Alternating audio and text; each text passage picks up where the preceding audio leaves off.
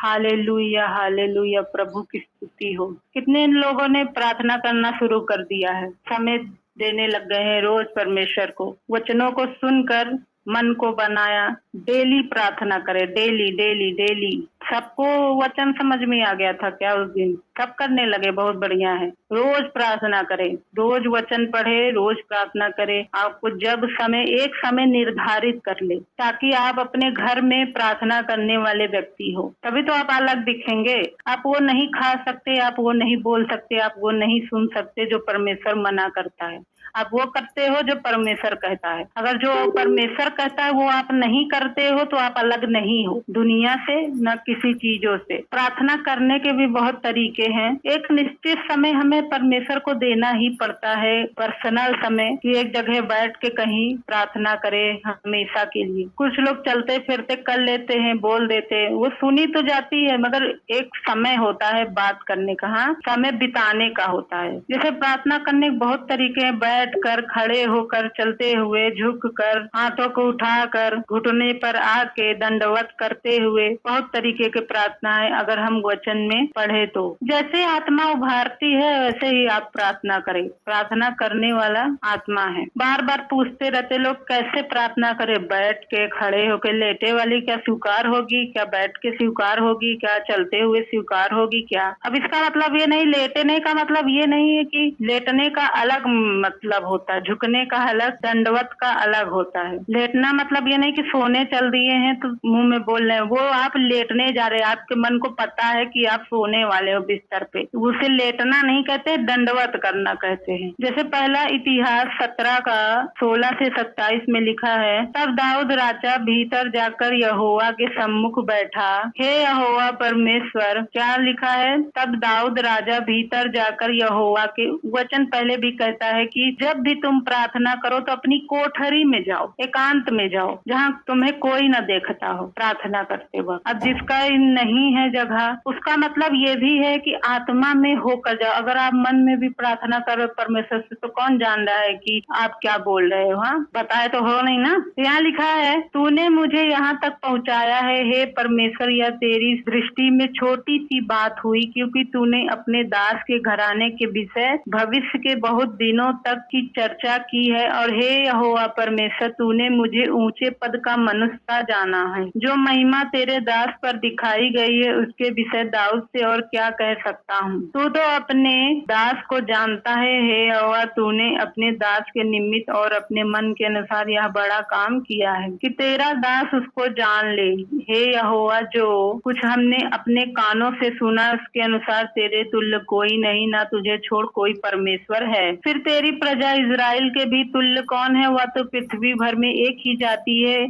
ये दाऊद की प्रार्थना थी, अपने विषय के अनुसार कर रहा है, यही रिपीट नहीं कर देना है परमेश्वर। ये वो अपना जैसा विषय था, उसकी जैसी दिक्कत थी, जो प्रॉब्लम थी, वो चीज बता रहा है। उसे परमेश्वर ने जाकर अपनी निज प्रजा करने को छुड़ाया, इसलिए कि तू बड़े और डरावने काम करके अपना नाम करे। अपनी प्रजा के सामने से जो तूने मिस्र से छुड़ा ली थी, जाति जाति के लोगों को निकाल दे, क्योंकि तूने अपनी प्रजा इजराइल को अपनी सदा की प्रजा होने के लिए ठहराया। हे यहोवा, तू आप उसका परमेश्वर ठहरा। इसलिए अब हे यहोवा, तूने जो वचन अपने दास के और उसके घराने विषय दिया है वह सदा अटल रहे, अपने वचन के अनुसार ही कर, और तेरा नाम सदा अटल रहे। यह कहकर तेरी बड़ाई सदा की जाए कि सेनाओं का यहोवा इजराइल का परमेश्वर है, तेरे दास दाऊद का घराना तेरे सामने स्थिर रहे। क्योंकि हे मेरे परमेश्वर, तूने यह कहकर अपने दास पर प्रकट किया है कि मैं तेरा घर बनाए रखूंगा, इस कारण तेरे दास को तेरे सम्मुख प्रार्थना करने का हिया हुआ है। अब हे यहोवा, तू ही परमेश्वर है, तूने अपने दास को यह भलाई करने का वचन दिया है। अब तूने प्रसन्न होकर अपने दास के घराने पर ऐसी आशीष दी है कि वह तेरे सम्मुख सदा बना रहे, क्योंकि हे यहोवा, तू आशीष दे चुका है, इसलिए वह सदा आशीषित बना रहे। अब वो कन्फर्म करने गया था कि परमेश्वर ने कहा तुम्हारा वंश सदा बना रहेगा। दाऊद से कहा था परमेश्वर ने कि हमेशा आशीषित रहेगा, एक वंश बचा बचाए रखूंगा। जब सुलेमान क्या कहते हैं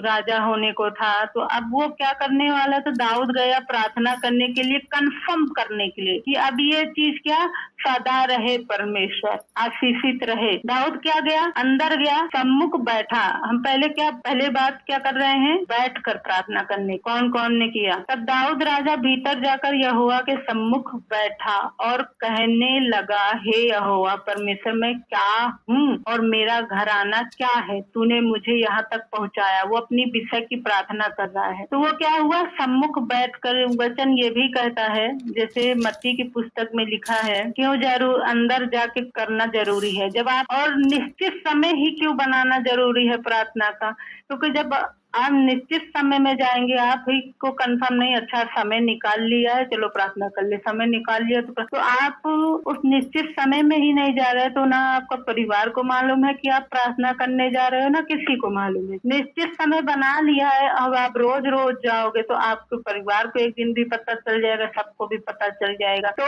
वो आपको डिस्टर्ब भी नहीं करेंगे कि यह प्रार्थना करने गया है। अगर आप बर्तन मांजने का समय आप प्रार्थना करने बैठ जाएंगे और दरवाजा बन के, तो बार बार दरवाजा खटखटाएंगे, ये इतना पड़ा है, ये सब काम के समय पे सिर्फ काम ही करना सारा।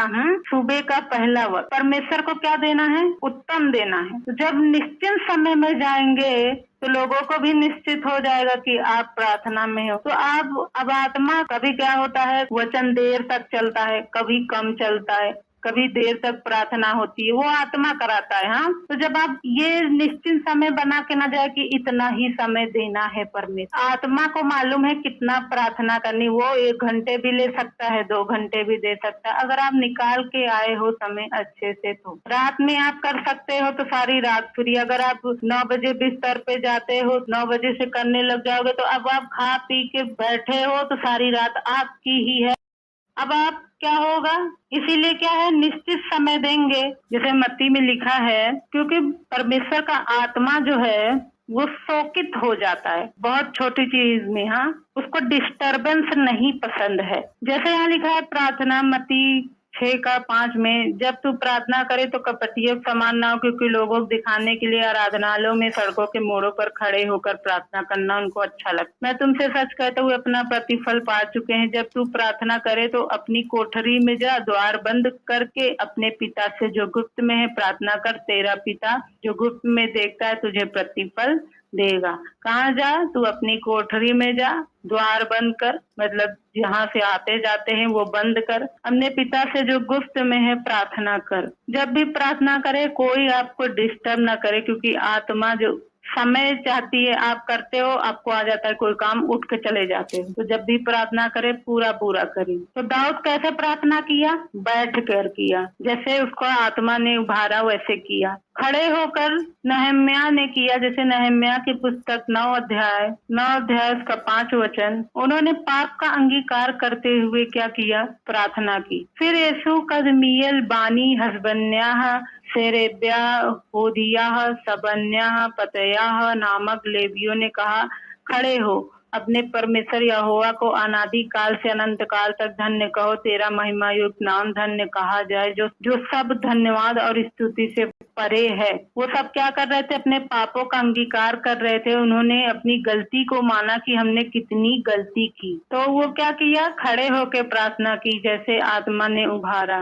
लूका 18:13 में अगर पढ़ेंगे, पाप का अंगीकार कर रहे थे, सब लोग इकट्ठा थे, तो सब लोगों ने इकट्ठा खड़े होकर प्रार्थना की। लूका 18:13 में लिखा है, परंतु चुंगी लेने वाले ने दूर खड़े होकर स्वर्ग की ओर आंखें उठाना ना चाहा। एक व्यक्ति था, धर्मी था। अब धर्मी बन गए हैं तो किसी को नीचा नहीं दिखाना है, ये भी होना चाहिए। कुछ लोग होते हैं प्रार्थना करने लग जाते हैं तो सबको नीचा देखने नहीं, ये प्रार्थना नहीं करता, ये नहीं, ये पापी है, ये पापी है, ये मैं दशमांश देते हैं तो मैं दशमांश देता हूँ, मैं आज्ञाओं को मानता हूँ, मैं 2 दिन हफ्ते में उपवास करता हूँ, प्रार्थना रोज करता हूँ। तो ऐसा धर्मी व्यक्ति क्या देखने लग जाता है, हर किसी को पापी देखने लग जाता है। परमेश्वर ने हमें धार्मिकता की स्पिरिट, वो आत्मा नहीं दी है कि किसी को नीचा दिखाओ। तो वही एक व्यक्ति धर्मी था, वो खड़े थे दोनों, एक धर्मी था एक पापी। धर्मी कहने लगा मैं तो अपने मन में सोचने लगा, खड़े होकर प्रार्थना कर कि मैं तो दशमांश भी देता हूँ, हफ्ते में 2 दिन उपवास रखता हूँ, डेली प्रार्थना करता हूँ, और ये सोच रहा है। मगर इसको हम निकालेंगे लूका 18:9 से अगर पढ़े, उसने उनसे जो अपने ऊपर भरोसा रखते थे कि हम धर्मी हैं, दूसरों को तुच्छ जानते थे, या दृष्टांत कहा। किसके बारे में ये वचन कह रहा? सबके बारे में नहीं। उसने उनसे जो अपने ऊपर भरोसा रखते थे कि हम धर्मी हैं, दशमांश दो, डेली प्रार्थना करो, रोज हफ्ते में 2 दिन की 3 दिन उपवास करो, मगर भरोसा परमेश्वर पे रखना है, तब आप धर्मी होंगे। करने वाला परमेश्वर ही है। कभी भी ये मत ध्यान दे कि हम ये सब करते हैं और अपने ऊपर कभी भी गलती पर भरोसा ना करें। कभी भी अपने ऊपर भरोसा ना करें गलती से भी, कि अब तो मैं दशमांश देने लगा हूँ, अब प्रार्थना डेली करने लगा हूँ, उपवास करता हूँ हफ्ते में। ऐसा अगर आप ये सब करने के बाद भरोसा अपने ऊपर रख लेंगे, आप पापी ठहरेंगे। दूसरों को तुच्छ जानते थे या दृष्टांत का। 2 मनुष्य मंदिर में प्रार्थना करने के लिए गए। फरीसी था, एक फरीसी था और दूसरा चुंगी लेने वाला। 2 मनुष्य मंदिर में प्रार्थना करने के लिए गए। जाहिर सी बात है, क्या होता है, आप देखते हो कि दोनों लोग मंदिर में जाते हैं, पापी भी जाते हैं, सब कोई जाता है। हाँ, एक फरीसी था और दूसरा चुंगी लेने वाला। फरीसी खड़ा होकर अपने मन में यो प्रार्थना करने लगा। खड़े होकर प्रार्थना कर रहा था, बात हो रही है खड़े होकर प्रार्थना करने। जैसे आत्मा ने उभारा वैसे उन लोग खड़े। जाहिर सी बात, जहाँ इकट्ठा होते हैं तो खड़े ही हो। यहाँ लिखा है, हे परमेश्वर, मैं तेरा धन्यवाद करता हूँ कि मैं दूसरे मनुष्य के समान अंधेर करने वाला, अन्यायी और व्यभिचारी नहीं, न इस चुंगी लेने वाले के समान हूँ। ये प्रार्थना करता है। मैं सप्ताह में 2 बार उपवास रखता हूँ, मैं अपनी सब कमाई का 10वां अंश भी देता हूँ। परंतु चुंगी लेने वाले ने दूर खड़े होकर स्वर्ग की ओर आंखें उठाना भी न चाहा, वरन अपनी छाती पीट पीट कर कहा, हे परमेश्वर, मुझ पापी पर दया कर। कौन धर्मी है? जो परमेश्वर पर विश्वास रखता है वही धर्मी है, जो इसने यीशु मसीह को उद्धार करता ठहर, क्योंकि तुम्हारा अनुग्रह से ही उद्धार हुआ है, दया से। तुम्हारे ऊपर भरोसा करने नहीं, अपने ऊपर। वो क्या करे? हे परमेश्वर, मुझ पापी पर दया कर। अब बताओ, ये ना तो दशमांश दे रहा है, ना तो आज्ञाओं को मान रहा है, ना वचनों को पूरा कर रहा है, फिर ये कैसे धर्मी ठहर गया? और जो दशमांश भी दे रहा है, हफ्ते में 2 बार उपवास कर रहा है, रोज प्रार्थना कर रहा है, विचार भी नहीं करता है और चुंगी नहीं लेता, अन्याय भी नहीं करता है, वो पापी ठहर गया। क्यों? भरोसा परमेश्वर पे रखना है, पूरा पूरा कंप्लीट करना है। यहाँ लिखा है, मैं तुमसे कहता हूँ, वह दूसरा नहीं परंतु यही मनुष्य धर्मी ठहराया जाकर अपने घर गया। क्योंकि जो कोई अपने आप को बड़ा बनाएगा वह छोटा किया जाएगा, जो अपने आप को छोटा बनाएगा वह बड़ा किया जाएगा। वो क्या हुआ? परमेश्वर पे भरोसा रखा और परमेश्वर से प्रार्थना किया, मैं पापी हूँ, अपने आप को स्वीकार किया और वो कहा, मैं सब कुछ करता हूँ, मैं धर्मी हूँ,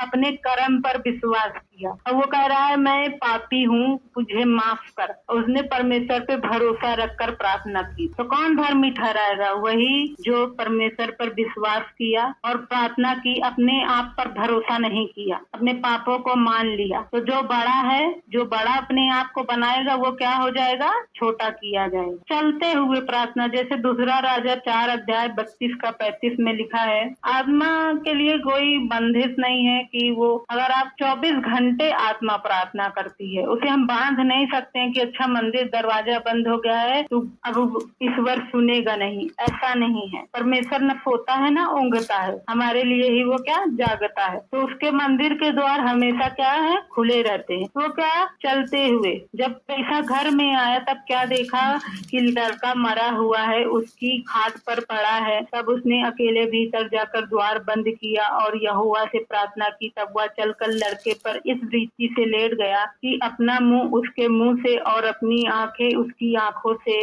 और अपने हाथ उसके हाथों से मिला दिया और वह लड़के पर पसर गया। तब लड़के की देह गर्म होने लगी। तब उसे छोड़कर घर में इधर उधर टहलने लगा, चलने लगा। फिर चढ़कर लड़के पर पसर गया। तब लड़के ने 7 बार छींका और अपनी आंखें खोली। तो एलीशा क्या कर रहा था, चलते हुए प्रार्थना कर रहा था और वो लड़का क्या था, लेटा हुआ था। तो परमेश्वर ने क्या सुनी, उसकी सुनी और लड़का जीवित हो गया जो मर चुका था। मैं इसलिए कह रही हूँ जैसे झुक कर प्रार्थना। निर्गमन 34 अध्याय उसका 8 में लिखा है, तब मूसा ने तुरंत पृथ्वी की ओर झुककर दंडवत किया, जो काम हो गया। नहम्या 8 का 6 में लिखा है, तब एजरा ने महान परमेश्वर यहोवा धन्य कहा और सब लोगों में अपने अपने हाथ उठाकर आमीन और अपनी अपनी आमीन कहा और सिर झुकाकर अपना अपना माथा भूमि पर टेक कर यहोवा को दंडवत किया। अगर कोई झुक कर प्रार्थना करता है, चलते हुए कर रहा है, हाथों को उठा कर कर रहा है, तो हम ये ना सोचे कि अरे बहुत दिखावा कर रहा है। ऐसा कुछ नहीं है, क्योंकि उसको नॉलेज है, उस आत्मा को नॉलेज है। वो जैसे उभारता है वैसे वो लोग करते हैं। कुछ लोग देखी देखा करने लग जाते हैं और उसका मतलब नहीं मालूम होता है ऐसे क्यों करना है। हाँ, हाथों को उठाकर, हम कभी कभी देखते ना, हाथों को उठाकर प्रार्थना करते हैं। ऐसे क्या होता है, हम देखे रहते हैं तो वही चीज हम भी करने लग जाते हैं। तब जैसे यहाँ लिखा है दूसरा इतिहास 6 अध्याय उसका 12 से 13, तब वह इजराइल की सारी सभा के देखते यहोवा की वेदी के सामने खड़ा हुआ अपने हाथ फैलाए। सुलेमान ने 5 हाथ लंबी, 5 हाथ चौड़ी और 3 हाथ ऊंची पीतल की एक चौकी बनाकर आंगन के बीच रखवाई थी। उसी पर खड़े होकर उसने सारे इजराइल की सभा के सामने घुटने टेक कर स्वर्ग की ओर हाथ फैलाए हुए कहा, जो उसको कहना था अपनी प्रार्थना कि परमेश्वर इस भवन में जो कोई आए उसकी प्रार्थना सुन लेना। तो हाथ को उठा के कर रहे हैं, कुछ भी कर रहे हैं, अगर हम अंदर से पवित्र हैं तो हमारा सब क्या है, करना है, नहीं तो सब क्या है, दिखावा है। घुटने पे आकर प्रार्थना, इसका भी मतलब है। पहला राजा उसका 8 का 54 में लिखा है जैसे, क्योंकि हमारा हाथ पैर शरीर घुटना सब कुछ परमेश्वर के लिए समर्पित है। अगर समर्पित जिसका रहता है वो क्या है, फ्री है, वो कैसे भी प्रार्थना कर सकता है। जब सुलेमान यहोवा से यह सब प्रार्थना गिड़गिड़ाहट के साथ कर चुका, तब वह जो घुटने टेके और आकाश की ओर हाथ फैलाए हुए था, यहोवा की वेदी के सामने से उठा